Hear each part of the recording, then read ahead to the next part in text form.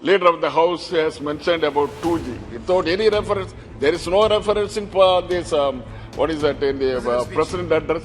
Nothing is there. Why should he refer about 2G? I stood up and asked the question, but he has not answered. Connected to the 2G spectrum. Falsely accused. Falsely accused. Not only falsely accused, they have come out unscathed. Not even single crime just pointed out against anybody. Then why should he mention this man, sir? Such a tall and towering personality is coming before the Parliament of India and he is mentioning something sweeping remarks against people who are in the Parliament and who are also not in Parliament. Is it fair on the part of the particular person, sir? I want to know through you, sir. Sir, being a Prime Minister, he should not just ask anything. He should not just muscling on any persons who are of the very good nature. See, anything that it has gone to the judicial scrutiny, 4 to 5 years, judicial scrutiny has been conducted. Nothing was found wrong. And even the judges himself, he has said, I was waiting about 5 years. Government has not mentioned against, they could not point out anything on the persons who have been accused and put into jail unnecessarily. Sir, everybody talked about the other issue. That is A issue. I mean to say that A issue. Everybody spoke about it.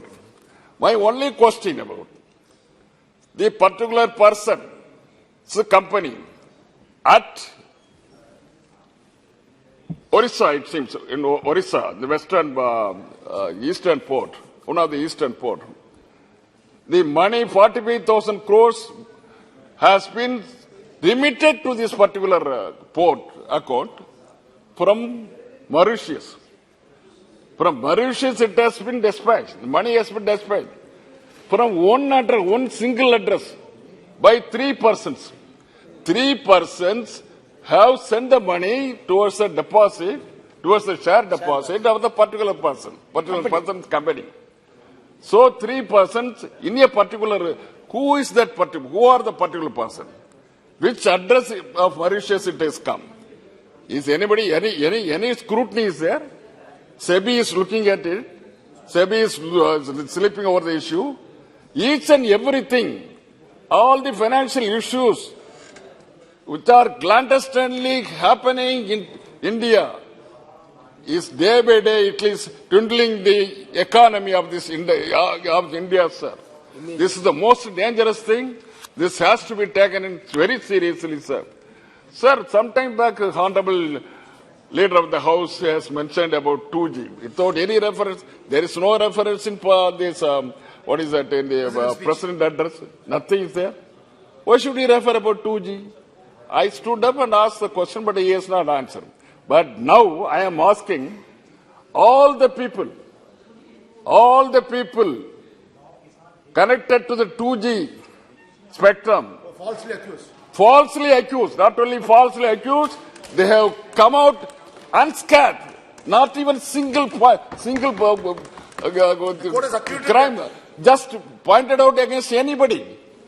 Then why should he mention this man, sir? Such a tall and towering personality is coming before the Parliament of India and he is mentioning something sweeping remarks against people who are in the Parliament and who are also not in Parliament.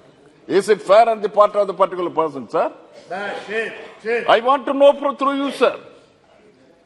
Sir, being a Prime Minister, he should not just ask anything. You should not just muscling on any persons who are of the very good nature. See, anything that it has gone to the judicial scrutiny, 4 to 5 years, judicial scrutiny has been conducted. Nothing was found wrong. And even the judges himself, he has said, I was waiting about 5 years. Government has not mentioned against, they could not point out anything on the persons who have been accused and put into jail unnecessarily. Falsely accused. And another thing, sir, I want to just mention about, sir, our problem, you know pretty well, you are the adjacent, you are belongs to adjacent state. In Kachatu, what is happening, sir? Kachativu is a part and parcel of India. Once that has been handed over to the Sri Lankan counterpart. Sri Lanka has got no jurisdiction at all in Kachativu. But unfortunately, because of the executive agreement between India and Sri Lanka, at the time of emergency, it has happened. But now, they have got no locus standi at all to hold it properly constitutionally. Indian constitution never permitted that Kachativu belongs to, it has not been ceded by the Indian constitution. If there is any provision, it has been conceded by the Indian constitution, and both the houses should have passed a resolution, and constitutional amendment would have happened to see that Sri Lanka is getting that Kachativu. But because of the Kachativu, our fishermen day to day, all these people, they are in the hands of, they are suffering in the hands of the Sri Lankan security forces every day in, day out. They are arresting our people. They are taking out all these proceeds they have collected from the sea, and they have been taken into custody, and they have put into jail. And not only the persons, but also the boats have been seized, and they are kept in the open sun, and they are not returning the boats. This is the day-to-day affairs of the such. That is why I request the government of India, at least now they wake up and see that there's a proper. If at all any ceding should be done, it should be done by the Parliament of India. It is against the parliamentary system. It is against the Parliament. I think the concerned people should take note of these things, and they should get back the Kachativu. Then only things will be all right as per the Constitution, sir. Sir, 13A of Sri Lankan Constitution, sir. It has not been considered so far by the Sri Lankan government. 13A goes to show that each and every land bit of the north and northeast province of the Sri Lanka, and also the police power, should be vested with north and northeast provincial administration. But so far, 13A was spoken by many prime ministers. But nothing is happening. 13A has not been implemented so far by the Sri Lankan. The government of India, mighty government of India, should go before the Sri Lankan counterparts and see that 13A is implemented, sir.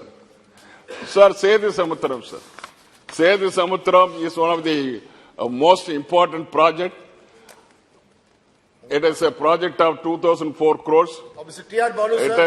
It has been inaugurated, and the work has been inaugurated by the then Honorable Prime Minister of India, Manmohan Singh, in the immediate presence of Sonia Gandhi and my leader, Dr. Kalaignar Karunanidhi. It was done on 2000. I'll conclude, sir. I won't take much time, sir. I know that you have come only for this purpose to stop me. Sir, the work has started at the dawn of that particular, at the stroke of inauguration itself. The deep sea work has started the particular second. While the work was going on in Adams Bridge, in 2007, 14/9/2007, court has ordered it stayed. But what is happening, sir?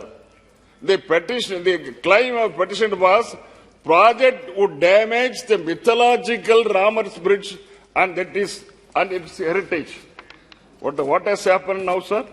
Recently in Rajya Sabha, the minister himself went to he has narrated that this particular bridge, Ramar Bridge, so-called Ramar Bridge, has nothing to do with it. It has got no man-made structure, he said.